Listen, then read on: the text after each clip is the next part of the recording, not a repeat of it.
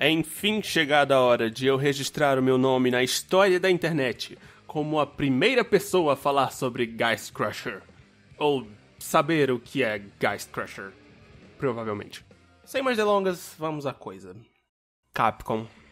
Sabe, a Capcom já teve dias melhores.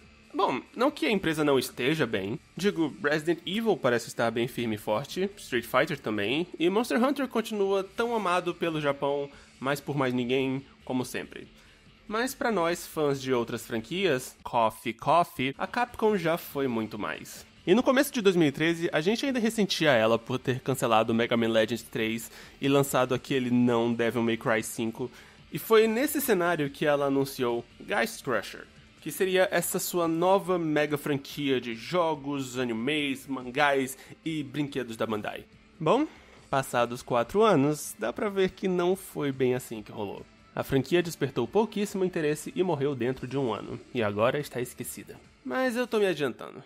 Afinal, o que é Geist Crusher?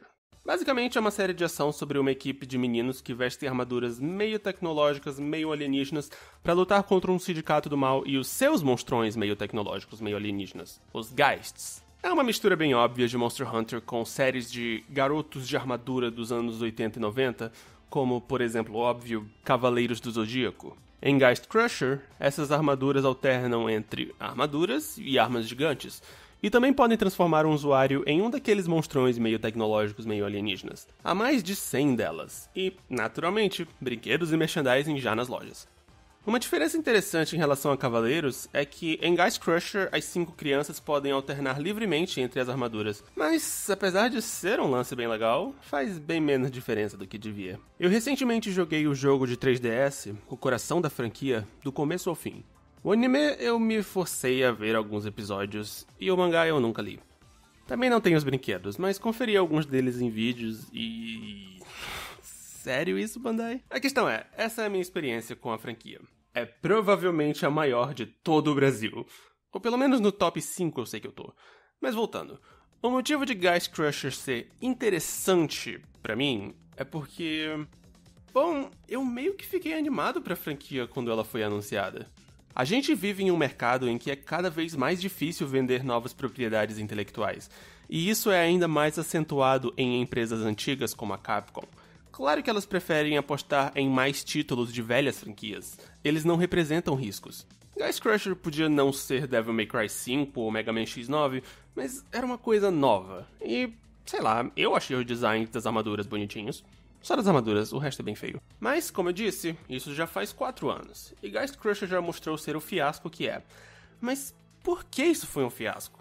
Por que isso teve uma vida útil ainda mais curta do que Fossil Fighters? Bom, vamos começar pelo jogo. Em termos de jogabilidade, ele é competente, mas muito repetitivo. Sabe, o tipo de jogo que receberia notas entre 6 e 7 dos grandes sites. E isso é uma pena, porque o jogo foi feito pela empresa Treasure, que fez jogos fantásticos em décadas passadas. Mas eu não quero entrar muito em detalhes sobre esses méritos, porque eu não sou nenhum reviewer de games. Não. Eu quero falar sobre o universo de Geist Crusher, a história, os personagens. Ou melhor, sobre a falta de história e a fraqueza do universo e dos personagens. E... eu nem sei o que acrescentar aqui, porque não tem nada pra se falar sobre Geist Crusher.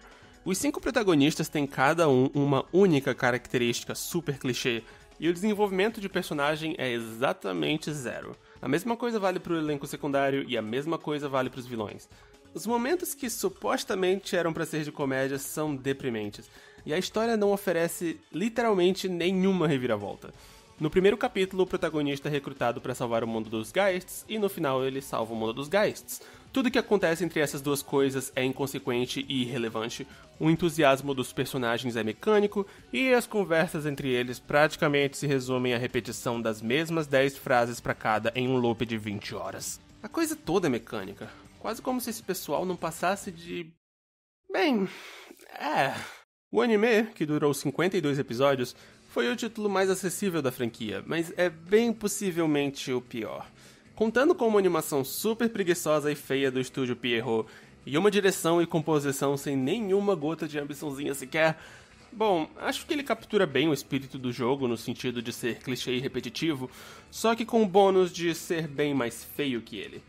E sabe, lembram de quando eu falei no meu vídeo de Medabots que o primeiro episódio do anime de Medabots era muito superior ao de outros animes infantis que, ao contrário de Medabots, apresentavam seus universos de um jeito frio e impessoal, como um manual de instruções? Pois é, adivinha só. Sério, eu fiquei meio chocado com o primeiro episódio de Geist Crusher. É como se ele tivesse pego tudo que eu não gosto no piloto de um anime infantil e tivesse se dedicado a oferecer cada item da lista. Os outros episódios que eu vi foram igualmente patéticos, se não piores. É absurdo o quanto esse anime é ruim e... mecânico. Mecânico. Eu não queria repetir tanto essa palavra, mas acho que ela define Geist Crusher com tanta perfeição. A execução da história é mecânica, os personagens são mecânicos, e até o conceito base, que não é um conceito base ruim em termos de vender brinquedos, não passa de uma mistura de coisas que já existem. E o resultado é o pior tipo de título. Aquele que não é bom, mas também não é péssimo o bastante para ser divertido. Que é tão insanamente medíocre que nem parece real. Não parece que seres humanos escreveram, programaram e animaram isso, porque não tem nenhuma faísca de criatividade. Mas eles fizeram a coisa, e a coisa foi vendida vorazmente, semi-vorazmente, para crianças, e, bom, isso não é uma coisa boa. Mas a grande pergunta é, por que eu ligo pra Geist Crusher? Digo, ninguém comprou quando ainda era relevante, e hoje o resto do mundo já esqueceu da coisa, se é que perceberam que ela existia em algum momento. Pra que falar sobre isso por quase 10 minutos? Bom, tem o lance lá que eu falei sobre ter as minhas expectativas não atendidas e gostar de apostar em novas propriedades intelectuais pra variar, mas fora isso, eu acho que Geist Crusher merece ser estudado um pouco como um exemplo do que não fazer.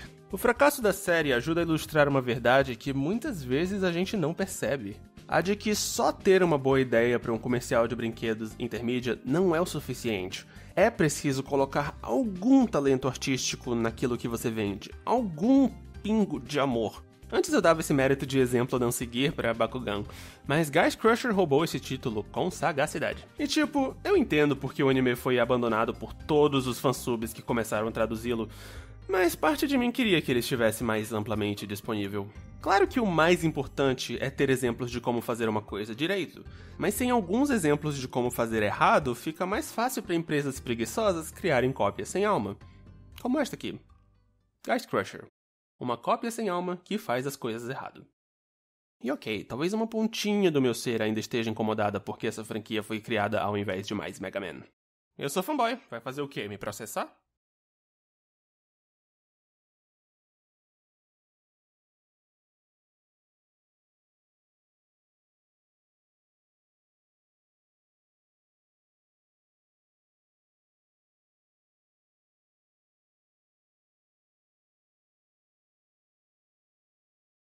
俺は白金劣化。おいガイスト、どこ見てんだよ。かかってこいよ。みんなを守るんだ。よっしゃー、竜巻ファイヤー剣当たって砕けろ。フレイムフェンリルガイストオン。言わない。でもコミックみたいな話だけど本当で、おまけにまだろくに扱いもしなくて、いつかこの個性をちゃんと自分のものにして僕の力で君を超えるよ。